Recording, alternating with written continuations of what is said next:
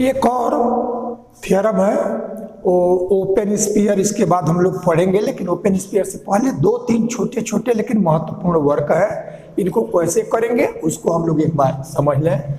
उसी संदर्भ में हमारा यह एक थ्योरम दिया गया है, let X D be a metric space and X Y Z belongs to capital X. ये आपका मेट्रिक स्पेस दिया गया है और इसमें जो ये सेट है उसी सेट के ये तीन एलिमेंट दिए गए हैं। तो हमको दिखाना क्या है कि यह डी एक्स वाई यानी एक्स और वाई के बीच का जो डिस्टेंस होगा वो आपका मॉड एक्स जेड और माइनस डी जेड वाई, ये दोनों के मॉड से ये वैल्यू ग्रेटर और इक्वल होगा। अब इस चीज को आप देखें कि हमारा यह मॉड में आया है, तो कहीं भी जब हमको जिस रिजल्ट को मॉड में लाना है तो मॉड का कॉन्सेप्ट है कि इसमें से इसको सब्ट्रैक्ट करें तो जो वैल्यू मिले वही वैल्यू हमारा इसमें से इसको सब्ट्रैक्ट करे तो आवे और नॉन निगेटिव।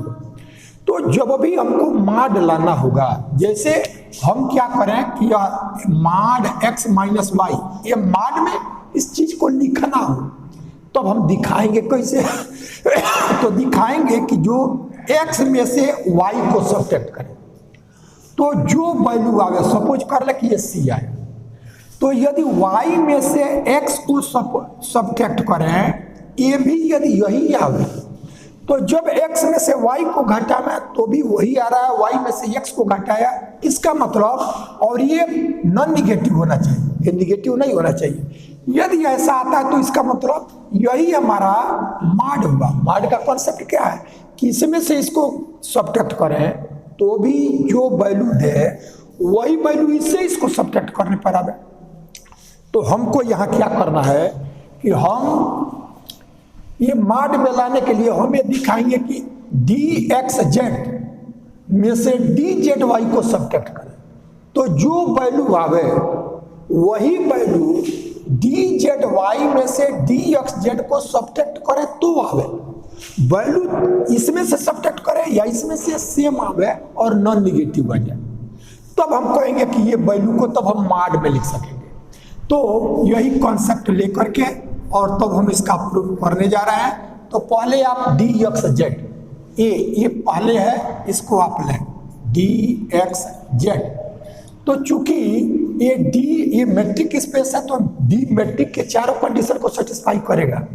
अब हमारा इसमें जो आया है वो एक्स वाई जेड, ये तीनों है। तो अब हमने क्या किया, यहाँ डी एक्स जेड लिए, इसमें वाई नहीं है, तो अब हम मेट्रिक के फोर्थ प्रॉपर्टी का यूज करते हुए इसको लिखेंगे कि D x Z less or equal to D x Y plus D Y Z. X D metric space है, इसलिए डी मेट्रिक के चारों कंडीशन को सेटिस्फाई कर चुका है, तब वो हमारा मेट्रिक है, और वो मेट्रिक है तब एक्स के साथ वो मेट्रिक स्पेस हुआ है। तो इसका मतलब ये डी मेट्रिक के चारों कंडीशन को सेटिस्फाई करेगा।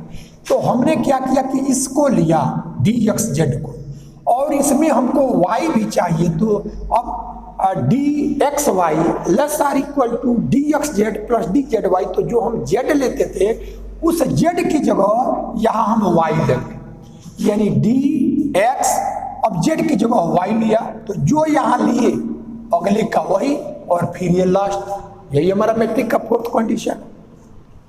तो इसको लिख लिया। अब देखिए डी एक्स जेड में से सब्ट्रैक्ट करना है डी जेड वाई को, तो ये डी वाई जेड है और डी मैट्रिक है, इसलिए इसको डी जेड वाई लिख सकते हैं। तो दिस इंप्लाई डी, ये लिखेंगे बाई प्रॉपर्टी आप मैट्रिक फोर, मैट्रिक होने का जो चौथा कंडीशन है उससे हमने ये लिखा।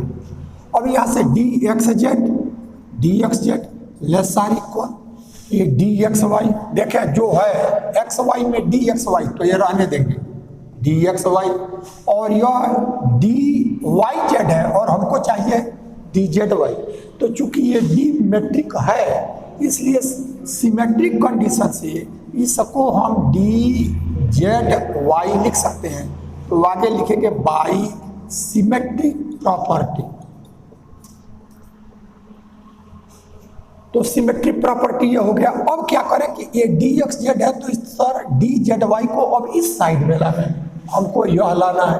तो this imply d x z minus d Z y यह less or equal D x y. यानी हमने इसमें से इसको सब्ट्रैक्ट किया तो यह एक वैल्यू आया। अब ये में है कि यदि इसमें से इसको सब्ट्रैक्ट करें तो यही वैल्यू आ जाए, तो चूंकि ये वैल्यू डी है मैट्रिक का तो ये निगेटिव नहीं होगा, तब हम इसी को तो माड में लिख सकेंगे। माड का वही कॉन्सेप्ट होता है कि पहले में से दूसरे को सब्ट्रैक्ट करें तो वही आवे जो दूसरे में से पहले को करने पर आवे। तो ये हमने इसको 1 ले।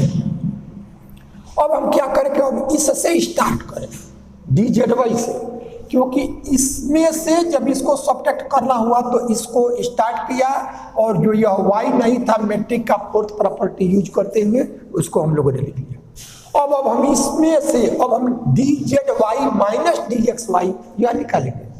तो डी जेड वाई को लिखे तो नाउ डी जेड वाई। अब इसमें देख रहे हैं एक्स नहीं है तो मैट्रिक का फोर्थ प्रॉपर्टी यूज करते हुए जो तीसरा एलिमेंट लेते हैं जेड, तो उसकी जगह अब यहाँ जो नहीं है एक्स वो लेंगे। तो less or equal D Z ये पहला एलिमेंट और दूसरा जो हमको जेड लेना होता है वो, तो जेड यहाँ एक्स लिए और जो यहाँ जेड की जगह लिए वही हमारा अगले का फर्स्ट होगा और ये लास्ट वाई। यार अब आप देखें कि D Z Y a D Z Y में से अब डी एक्स जेड को सब्ट्रैक्ट करना है। तो डी एक्स जेड को तो ये डी जेड एक्स है इसलिए इसको डी एक्स जेड लिखा जा सकता है। तो अब इसको हम इधर लावे, दोनों काम एक साथ। ये डी जेड एक्स को डी एक्स जेड हम लिख भी लें और इसको इधर भी ट्रांसपोज कर लें, यानी this imply D Z Y और माइनस यह D x Z a less or equal to D x Y. अब आप देखें इसको हमने 2 ले लिया तो यहां से डी एक्स जेड में से डी जेड वाई को घटाया तो डी एक्स वाई है। अब इसमें से ये डी जेड वाई में से जब डी एक्स जेड को सब्ट्रैक्ट किया तो भी वही आया। तो यानी इसमें से इसको सब्ट्रैक्ट करें तो और इसमें से इसको सब्ट्रैक्ट करें तो दोनों में से सब्ट्रैक्ट करने पर वैल्यू सेम आया और वो जो वैल्यू है वो नॉन नेगेटिव है, यानी ये वैल्यू जो मॉड का कॉन्सेप्ट है वही दे रहा है। तो फ्रॉम 1 and 2 फ्रॉम 1 and 2 यह d mod of D x z और minus d Z y less or equal D x y ये आया। अब देखो इसमें से इसको सब्ट्रैक्ट करने पर ये वैल्यू इसके से ये लेस है और ये ग्रेटर है, तो चाहे इसको इससे लेस या इसको पहले लिखना होगा जिस फॉर्म में है, तब इसी को हम लिख सकेंगे यह डी एक्स वाई जब पहले लेंगे तो ये वैल्यू ग्रेटर है, तो ग्रेटर ये सिंबल है और ये वैल्यू लेस है, तो ये mod of D x z और माइनस डी जेड वाई ये आपका रिजल्ट हो गया। यही आपको प्रूव करना, तो आसान सा वर्क था। हमने क्या किया कि डी एक्स जेड को लिया और इसमें हमारा वाई नहीं है तो मैट्रिक का फोर्थ कंडीशन का यूज करते हुए जेड की जगह हम यहाँ वाई लेंगे यानी तीसरा एलिमेंट, और तब जो ये वैल्यू इसमें से इसको सब्ट्रैक्ट करना है तो इसको हमने ला दिया, एक हो गया। अब इसको लेंगे और इसमें हमारा x नहीं है तो थर्ड एलिमेंट को x मानते हुए हमें लिख लेंगे और तब इसमें से अब इसको सब्ट्रैक्ट करेंगे ए लाए और तब दिखा दिया कि ये दोनों में जो ये वैल्यू आया वो सेम है, तो इसका और ये वैल्यू निगेटिव नहीं है। तो जब इसमें से इसको सब्ट्रैक्ट करें या इसमें से वैल्यू सेम आवे और नॉन निगेटिव आए तो यही हमारा कॉन्सेप्ट मॉड का होता है, तो हम उसको मॉड में लिख लिए, ये वैल्यू हमको मिल गया। तो इस तरह से ये वर्क आपका कंप्लीट हो। ठीक उसी पैटर्न पे जो अभी अभी प्रॉब्लम हम लोगों ने किया है, उसी पैटर्न पे ये भी हमारा प्रॉब्लम है। इसमें क्या कहा जा रहा है कि late XD B a metric space. XD आपका मेट्रिक स्पेस है और जो सेट है X उसके 4 एलिमेंट हैं, X, X dash, Y, Y dash, ये 4 एलिमेंट है। तो अब आपको दिखाना क्या है कि DXY, ये जो 4 एलिमेंट है तो इसमें DXY और minus DX dash Y dash, यानी DXY में से DX डैश Y डैश को सब्ट्रैक्ट करें और ये माड में हो, तो अब इसकी वैल्यू DX X डैश और प्लस DY Y डैश, इससे लेस आर इक्वल होगा, ऐसा हमको दिखाना है। तो मैट्रिक स्पेस में इस बात का कॉन्सेप्ट आपको ध्यान में आ जाना चाहिए कि यदि माड है नहीं और माड हमको लाना है, तो उसके लिए जो हमारा प्रोसीजर रहेगा दिखाने का, तो पहले वाले में से दूसरे वाले को सब्ट्रैक्ट करें और वो वैल्यू जो यह है यदि यह आवे और यदि इसमें से फिर पहले वाले को सब्ट्रैक्ट करें तो भी आपका यही आवे। तो पहले में से दूसरे को सब्ट्रैक्ट करें तो जो आवे, वही दूसरे में से पहले को सब्ट्रैक्ट करें तो आवे, और जो सब्ट्रैक्ट करने पर आवे वो निगेटिव ना हो, क्योंकि माड का कॉन्सेप्ट निगेटिव से नहीं होता है, नॉन निगेटिव होता है। तो अब हम उसी को माड में लिख लेते हैं, यानी इसको माड में लिखने के लिए हमको क्या करना पड़ेगा, DXY minus DX dash Y dash की जो वैल्यू आवे वही वैल्यू हमारा DX डैश Y डैश में से DXY को सब्ट्रैक्ट करने पर भी आवे और दोनों वैल्यू सेम आवे और नॉन निगेटिव आवे। तो अब हम इसी को लिख सकेंगे माड में। तो अब यही वर्क हम देखेंगे। तो prove since D is metric, then by condition 4 we have D matric है, XD मैट्रिक स्पेस है, तो इसका मतलब D मैट्रिक है। तो ये D मैट्रिक है, इसलिए इसके फोर्थ कंडीशन से अब इसकी वैल्यू को लाएंगे।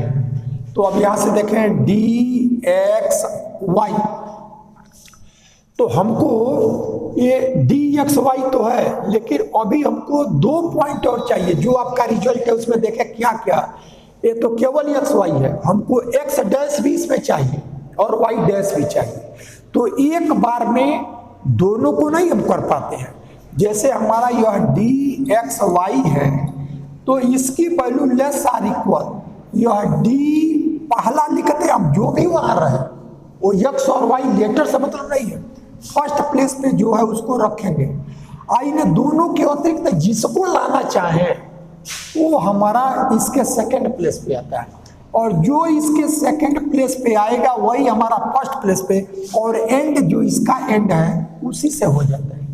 तो एक बार प्रयोग करेंगे तो एक इन दोनों के अतिरिक्त एक ही एलिमेंट आता है, लेकिन हमको यहाँ जो रिजल्ट लाना है तो यह XY तो लिया ही है, X डैश भी आना चाहिए, Y डैश भी आना चाहिए, तो अभी तो ये DXY minus DX dash Y dash हो पाएगा। तो इसको मैट्रिक का यूज हमको फोर्थ कंडीशन का 2 बार करना पड़ेगा। तो कैसे करेंगे उसको एक बार देखें। तो X के साथ आपका अभी X डैश, तो पहले X डैश लागे, तो लेस आर इक्वल D, पहला एलिमेंट जो है उसको लिखा। अब तीसरा हमको लाना है X डैश को, तो यहाँ X डैश, और जो यहाँ दूसरे प्लेस पे आया वही आपका अगले के फर्स्ट प्लेस पे आएगा, और जो जिससे इसका एंड है वहीं से इसका एंड हो जाएगा। तो ये तो मैट्रिक का फोर्थ कंडीशन का यूज किया। अब आपको अभी एक बार और लाना पड़ेगा, एक बार और यूज करना पड़ेगा Y डैश लाने के लिए। तो Y डैश लाने के लिए तो देखें हमको कहाँ से Y डैश मिलेगा, हमको रिजल्ट चाहिए X डैश Y डैश। तो X डैश Y डैश, तो देखो ये X डैश है, यदि ये भी हमारा मैट्रिक है, तो जो कंडीशन इसके साथ किया है यदि इसके साथ हम करें तो अभी हमको X डैश के साथ एक तीसरा ही एलिमेंट जब Y डैश लेंगे तभी हमको एक्स डैश वाई डैश मिलेगा। तो इसलिए अब हम क्या करते हैं कि इसमें हम यूज करेंगे, तो यह डी एक्स एक्स डैश, अभी इससे ग्रेटर वैल्यू या ये जो वैल्यू है वही हमारा d x dash Y dash, x dash आ चुका है, तो D x dash Y dash और प्लस यह डी वाई डैश और वाई, ऐसा हमको मिल गया। इसी में हम यूज किए हैं, ठीक है। ये तो इस वर्क को हम लोगों ने कर लिया। अब आप देखें कि यह डी एक्स वाई के साथ ये D x dash Y dash subtract होना है, तो अब इसको इधर लाना, तो यह डी एक्स वाई और minus D x dash Y dash, तो अब क्या बचा आपका लेस देन डी, अब देखिए जो चाहिए डी एक्स एक्स डैश ये और प्लस डी ये वाई वाई डैश है, तो डी मेट्रिक है इसलिए ये सिमेट्रिक कंडीशन है, तो इसको पहले और इसको बाद हम लिख सकते हैं। तब ये आ गया हमारा डी वाई वाई डैश, ये क्यों आया बाई सिमेट्रिक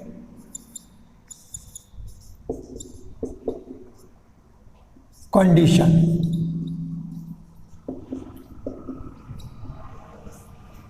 ये आ गया। तो अब हमने क्या किया, डी एक्स वाई में से इस D x dash Y dash को सब्ट्रैक्ट किया, तो जो हमको ये लाना है वही है, तो ये 1 हमने लिख लिया, क्योंकि हमको ये वैल्यू सिर्फ इतना लाना होता है तब तो रिजल्ट आ गया, लेकिन इसको माड में लाना है, तो माड में तभी होगा कि इसमें से इसको सब्ट्रैक्ट किए तो जो आया वही वैल्यू इसमें से, यानी D x dash Y dash में से डी एक्स वाई सब्ट्रैक्ट करें तो यही वैल्यू है, तब हम इसको माड में लिख सकेंगे। और चूंकि ये डी निगेटिव नहीं है और यह डी ये भी निगेटिव नहीं है, तो दोनों में कोई निगेटिव नहीं है, तो इसका सम भी निगेटिव नहीं है। तो अभी पहले में से दूसरे को सब्ट्रैक्ट करें नॉन निगेटिव वैल्यू आवे, और दूसरे में से पहले को सब्ट्रैक्ट करें तो भी नॉन निगेटिव और उतना ही आवे, तब इसी को हम माड में लिख सकेंगे।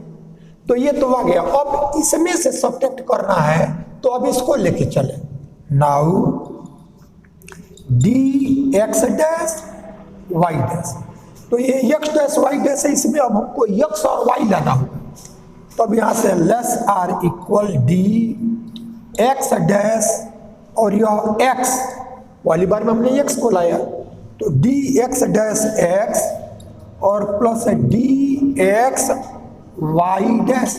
देखिए मैट्रिक का फोर्थ कंडीशन, इसमें हमारा एक्स और वाई लिया तो एक बार एक्स डैश लाया और दूसरी बार में वाई डैश लाया।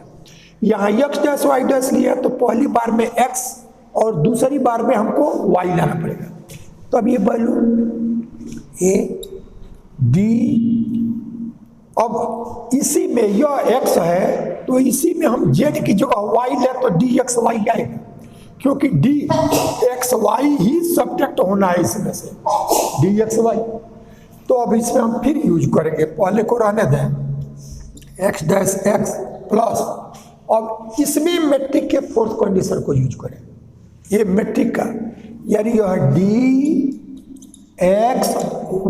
डैश, इसमें y को लाना है, तो ये लेस आर इक्वल डी पहला है x, अब y हमने दूसरे पे लाए, तो जो यहाँ लाए अगले का फर्स्ट वही, और जिससे ये समाप्त हो रहा है वही आ जाएगा। अब आप देखिए कि इसकी वैल्यू यदि यह इक्वल रहे तब तो इक्वालिटी आपका बना रहेगा ये, और यदि ये वैल्यू ग्रेटर हो जाए तो इससे जब ग्रेटर वैल्यू हम आगे में रखेंगे तो जो ये लेस है वो लेस वाला बना रहेगा।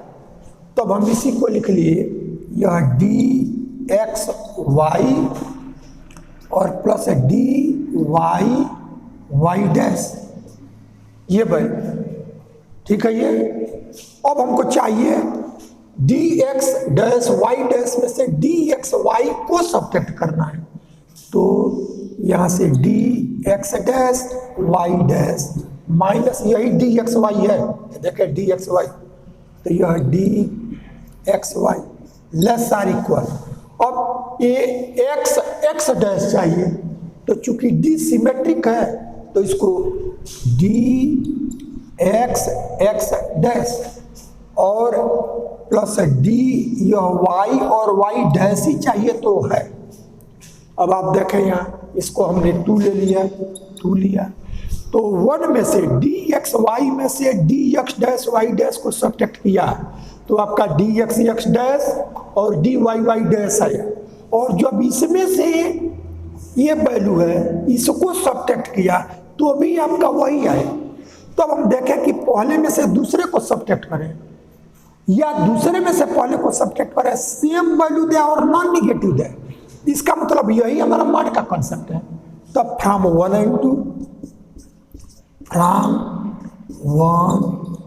And 2 mod of D x Y minus D x dash Y dash a less or equal D X X dash plus D Y Y dash. यही हमारा रिजल्ट है। तो आपका ये रिजल्ट प्रूव हो गया। इस तरह से आपका जो पहला किया गया था उसी पैटर्न पे दूसरा भी था, इसको भी हम लोगों ने कर लिया। एक और ये प्रॉब्लम जो अब तक हम लोगों ने किया उससे बिल्कुल डिफरेंट, द फंक्शन स्पेस, यानी इसके जो एलिमेंट होंगे वो फंक्शन होंगे। अब क्या दिया गया है उसको एक बार ध्यान दें। Let C A B denote the collection of all real valued continuous function or bounded function defined on A B. यानी ये कहा जा रहा है कि आपका कोई एक डोमेन सेट है ए बी क्लोज्ड, ए और बी इसके बीच में जितने भी एलिमेंट है वो और ए और बी ये भी है। तब क्या किया गया कि ये आपका इसका कोड डोमेन कोई दूसरा सेट है तो एक मैपिंग डिफाइन किया गया। जैसे इसका ये एलिमेंट है एक्स या अन्य जितने भी हैं, इस पे एफ को ऑपरेट करेंगे तो ये हमारा एफ एक्स ऐसा है। तो इस ए एफ इसके बीच में और भी जितने एलिमेंट है सब पर ये डिफाइंड हुआ। तो यह एफ जो है वो कंटिन्यूअस फंक्शन है या बाउंडेड है। तो क्योंकि जो कंटिन्यूअस होता है वो बाउंडेड होता है, तो दोनों में जो भी आप समझे तो यह एफ जो है वो कंटिन्यूअस फंक्शन है। तो और एक कंटिन्यूअस फंक्शन किस पर डिफाइंड है कि ए बी के बीच जितने भी पॉइंट है उन सब पर यह डिफाइंड है। तो यह एक फंक्शन ले लिया यह। अब हमने क्या किया कि इसी के बीच अब दूसरा फंक्शन लिया, उसको हमने सपोज कर लिया ये जी। जैसे मान लो एफ एक्स को हमने डिफाइन किया एक्स स्क्वायर, अब हमने जी एक्स को ले लिया 2x + 1।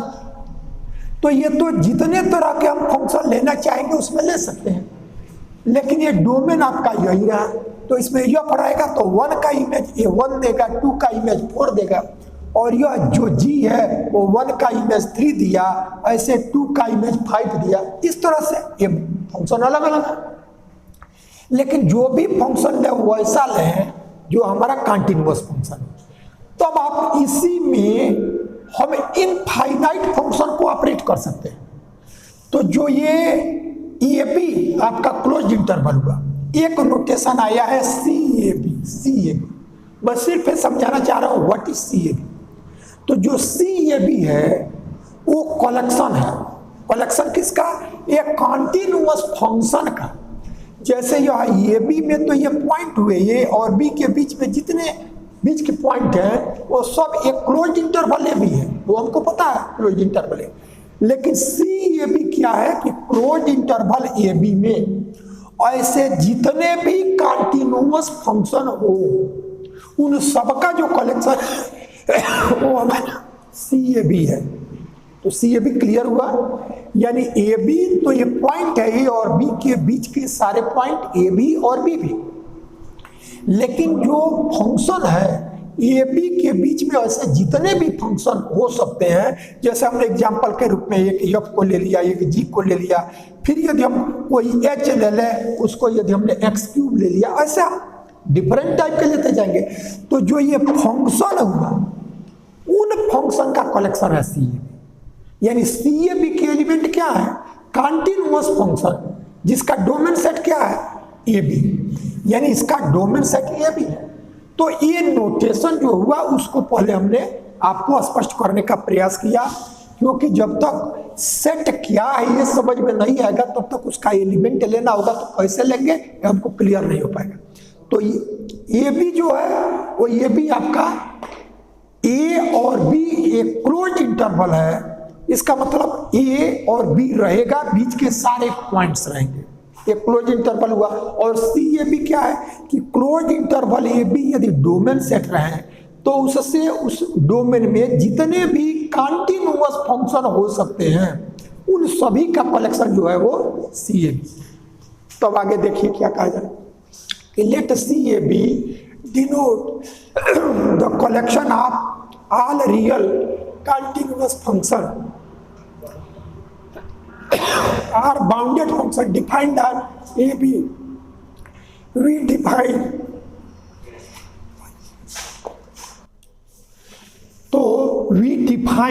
the norm of f belongs to CAB। अभी CAB को हम लोगों ने देखा कि जिसका domain set close interval A B हो उसमें जितने भी कंटिन्यूअस फंक्शन है उनका एक कलेक्शन है। तो उसी में से एक कंटिन्यूअस फंक्शन f को ले लिया, तो इस f का नार्म्ड को ये डबल लाइन से ये डिनोट किया गया है, ये नोटेशन है। अब नार्म और माड इन दोनों में क्या अंतर है उस चीज को समझ लें कि जैसे माड जो आता है वो कोई वैल्यू है उसके पॉजिटिव वैल्यू के लिए, लेकिन जो नार्म आता है वो फंक्शन के लिए आता है। जो नार्म आएगा जैसे हमारा इसका एक एलिमेंट ए बी का एक एलिमेंट हमने लिया एक्स ए बी का, तो इसके पॉजिटिव वैल्यू के लिए हम मॉड ऑफ एक्स यह लेंगे।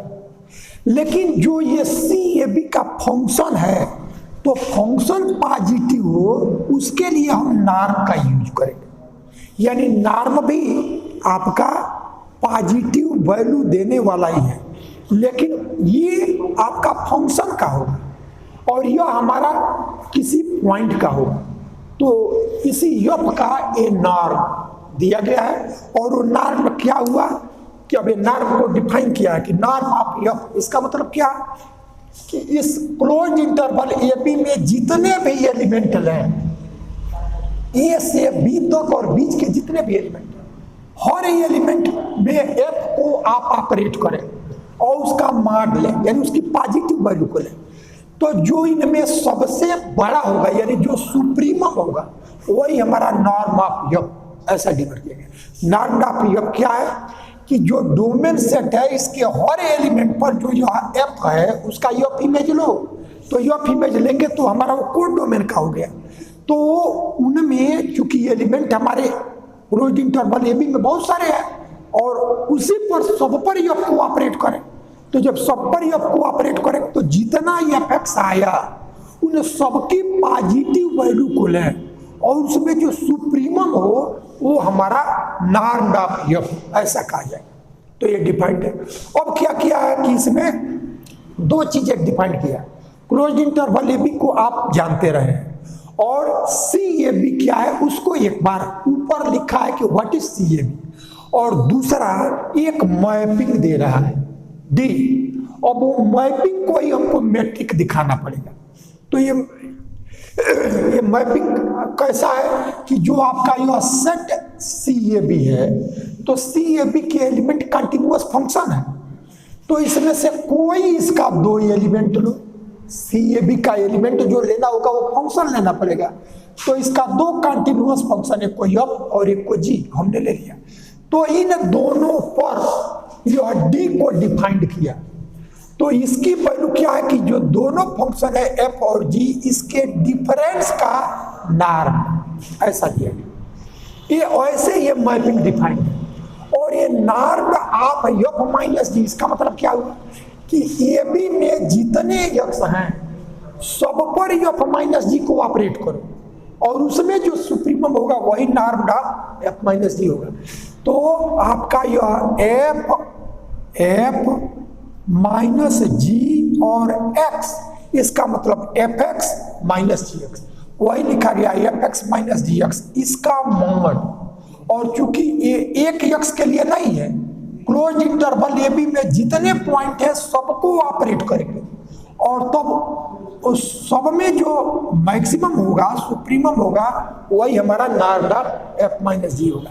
तो वैसे ये मैपिंग डिफाइंड है। अब ये मैपिंग ये सी ए बी जो कंटिन्यूअस फंक्शन का कलेक्शन है, जिसका डोमेन आपका ए बी है, तो उसमें से दो को लिया गया और उसके बीच ये मैपिंग को डिफाइन कर दिया गया। तो अब हमको ये दिखाना है कि जो यह सी ए बी के एलिमेंट पर इस डी को हमने ये मैपिंग डिफाइन किया वो मैट्रिक होगा, ऐसा दिखाना। तब मैट्रिक है यह दिखाने के लिए हमको मैट्रिक के चारों कंडीशन को दिखाना पड़ेगा। तब हमारा इसका प्रूफ देखें तो मैट्रिक का फर्स्ट कंडीशन, फर्स्ट में क्या है कि हमारा नॉन निगेटिव कंडीशन, यानी non negative condition, non negative condition. तो नॉन निगेटिव कंडीशन में क्या दिखाना है, डी एफ जी, यहाँ एक्स वाई नहीं लेंगे, ये हमारा सी ए बी में दिखाना है, तो सी ए बी के एलिमेंट लेंगे। और सी ए बी के एलिमेंट क्या है, वो हमारे फंक्शन कंटिन्यूअस फंक्शन है। तो अब यह डी एफ जी, इसको हमको दिखाना है कि ये क्या हो, ग्रेटर आर इक्वल जीरो, यानी नॉन निगेटिव हो। तो यह डी एफ जी कैसे डिफाइंड है इसको पहले लिख लें।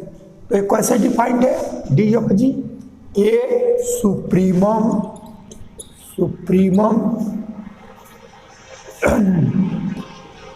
F x minus ji x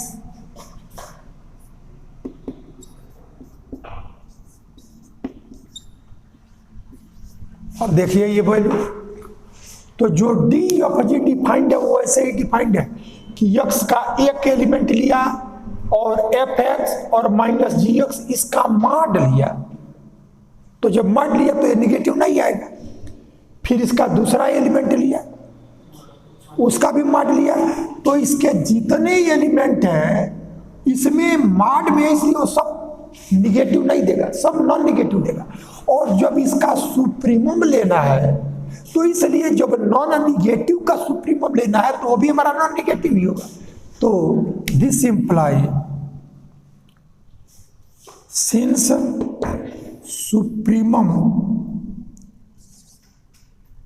mod of F x minus ji X greater or equal to zero for all X belongs to A B.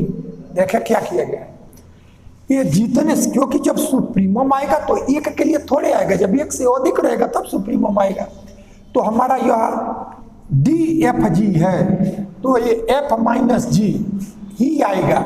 लेकिन कोई फंक्शन का तब तक कोई मतलब नहीं है जब तक उसको किसी पॉइंट पे ऑपरेट न करे। तो हमने इसके जितने एलिमेंट लिया गया, तो पहले एलिमेंट का लिया गया तो उसका डिफरेंस मॉड में ही, फिर जितने भी लिए जाएंगे ये एलिमेंट बदलता रहेगा, लेकिन ये मॉड आपका नहीं बदल रहा है, मॉड तो है।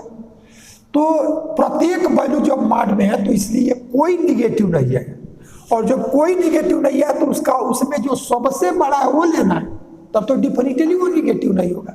तो हमारा सुप्रीमम ये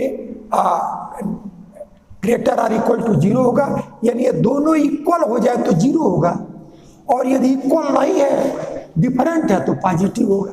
तो दिस इंप्लाई यह D F G greater or equal to zero, यही वैल्यू डी एफ जी का है। तो चूंकि ये value greater or equal to zero है इसलिए ये आपका D F G greater or equal to zero है। अब दूसरा कंडीशन, दूसरा है non negative null condition. Null condition. तो नल कंडीशन में डी एफ जी इसको जीरो ले और तो हम दिखा दें एफ इक्वल टू जी, तो D F G is equal to zero. तो अब डी एफ जी की जो वैल्यू है उसको लिख लें, तो यह सुप्रीमम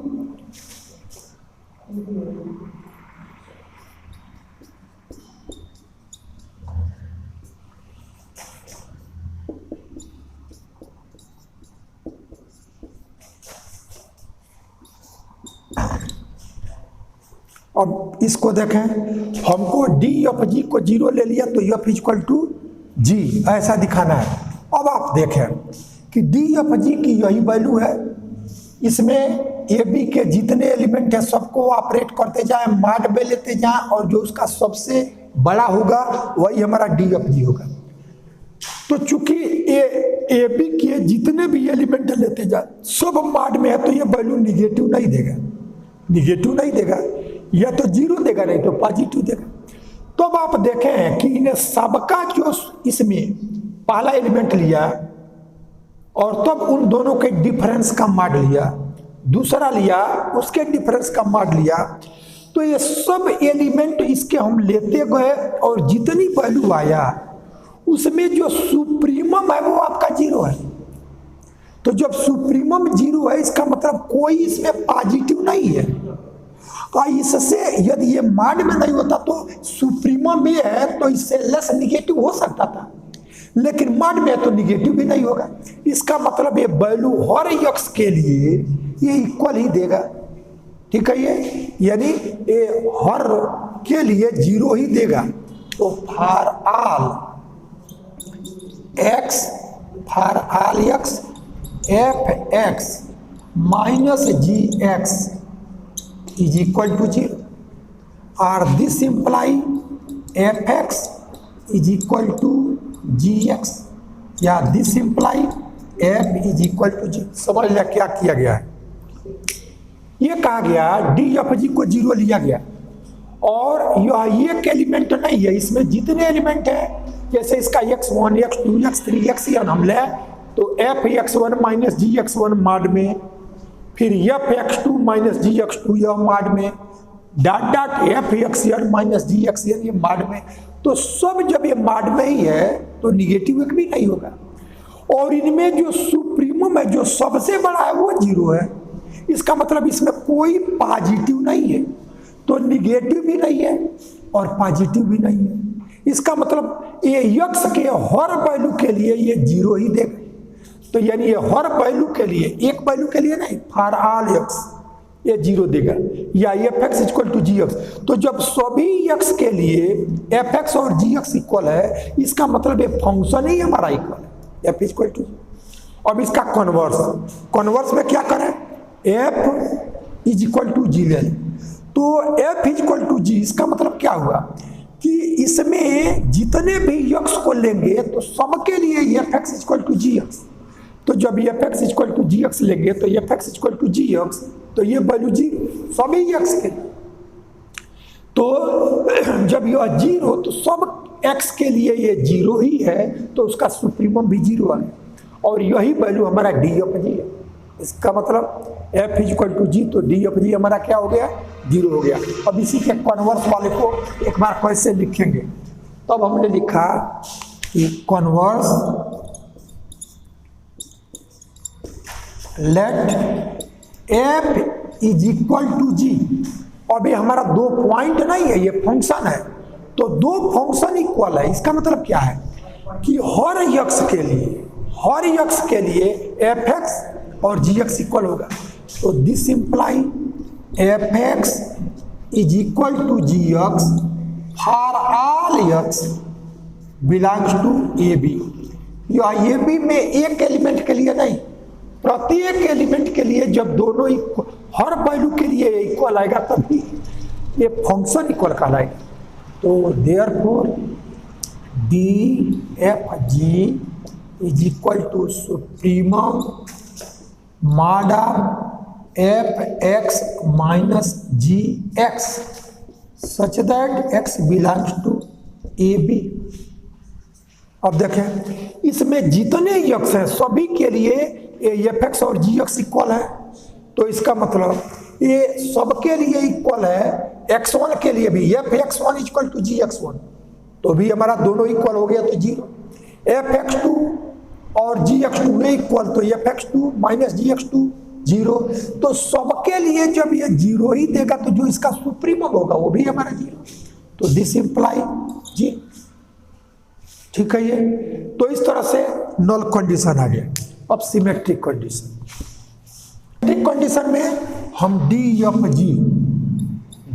एफ जी ऐसा हम लेंगे, और ये डिफाइंड कैसे है, supremum mod F x minus ji X such that X belongs to A B. A B में जितने एलिमेंट हैं, एक एलिमेंट को लिया तो एफ एक्स माइनस जी एक्स, दूसरा लिया एफ एक्स टू माइनस जी एक्स टू, और तब इन सब में जो सुप्रीमम है वो हमारा डी एफ जी है।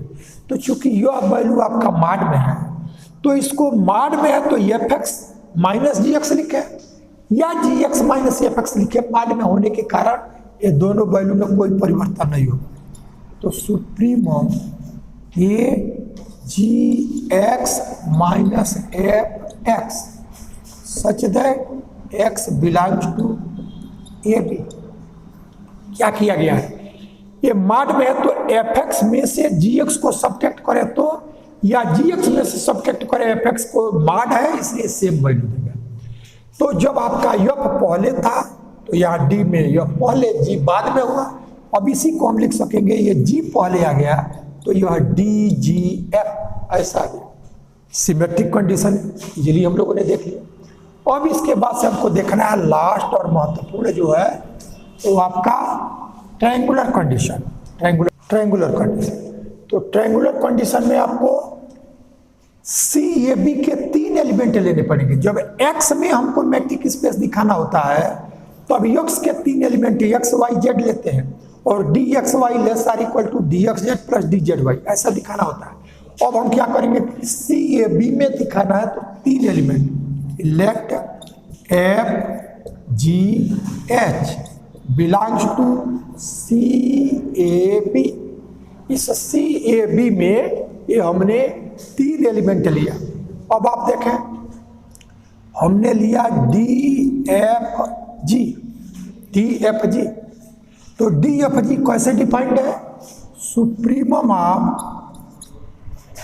माड of F x minus ji X such that X belongs to A B. यही हमारा डी एफ जी इसी फॉर्म में डिफाइंड है। तो जब तक आपका यहाँ एच नहीं आएगा तब तक डी, अब इसको दिखाना है D F H, D F G less or equal to D F H plus D H G ऐसा आप दिखाएंगे इसको। तो जब तक एच इसमें आएगा नहीं तब तक हम उसकी वैल्यू से हम डी एफ एच नहीं लिख पाएंगे। तब हम क्या करते हैं, यह supremum mod of F X और माइनस एच एक्स और प्लस एच एक्स और माइनस जी एक्स ऐसा हमने ले लिया such that X belongs to A B. देखिए क्या किया है, जो वैल्यू माड में है उसी में एफ एक्स तो था, ये जो एक्स है उसी के लिए हमने एच एक्स को सब्ट्रैक्ट किया और एच एक्स को ऐड किया। इससे इसकी वैल्यू में कोई परिवर्तन नहीं। लेकिन अब इतने को हम ले लें ए और प्लस इसको बी, तो mod of a plus b में less or equal mod of a plus mod of b ऐसा हम लिखें। तो ये value less or equal supremum mod of F x minus H x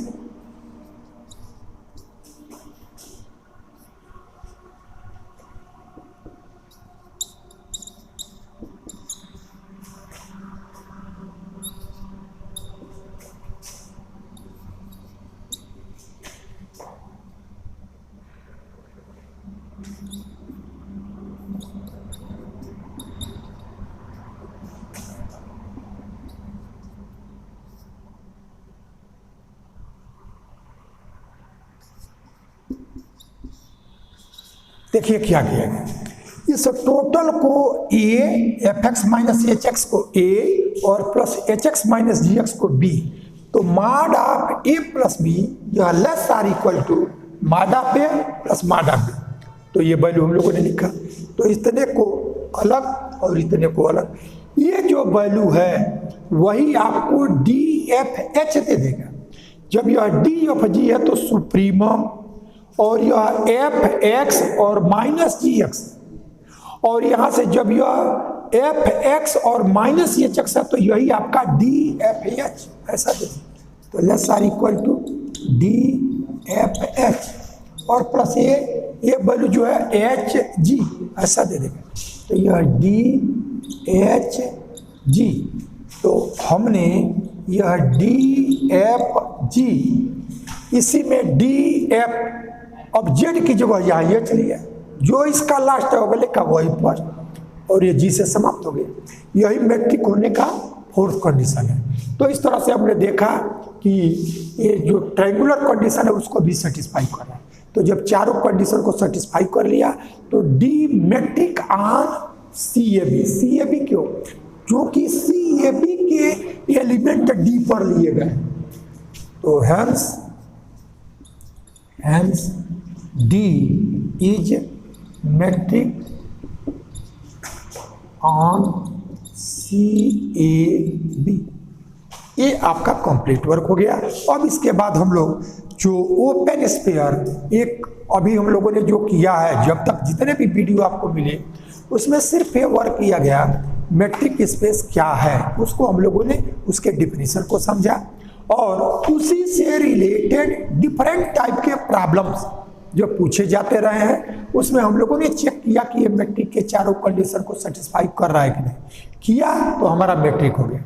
लेकिन अब फिर हम एक नया डिफिनीशन ओपन स्फीयर, फिर ओपन स्फीयर से रिलेटेड कुछ प्रॉब्लम, फिर कुछ थ्योरम, अब ये सेकेंड स्टेप इस मैट्रिक स्पेस के बेसिक टर्म का अब नेक्स्ट वीडियो से